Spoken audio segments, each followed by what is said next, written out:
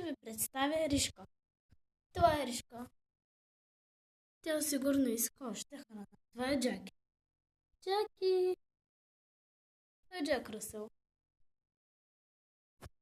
Сега ще им вземем храна. Ето, взех на Ришка малко кайма, защото те преди малко ядат.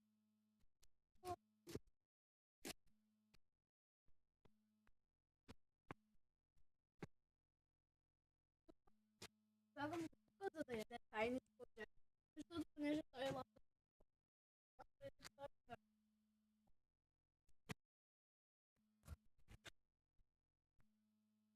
Ришка. Ето, тя яде. За първи път яде толкова бързо. Вижте и Писю. Това е другата котка. Писю. Трябва и за нея да донесем храна.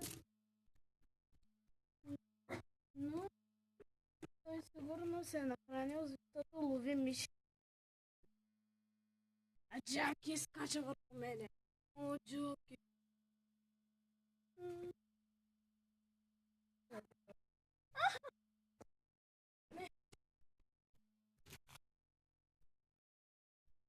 Той много обича да си играе с Ришка.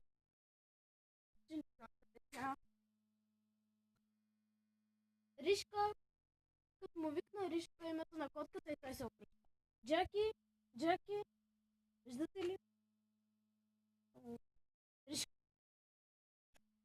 И отива към Ришка. Дали не е...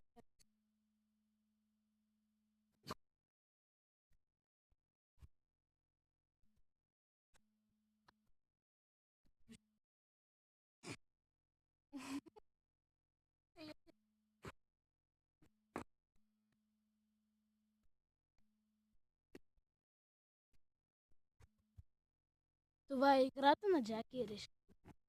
Той я хапи. Дали на Ришка я харесва? Не знам.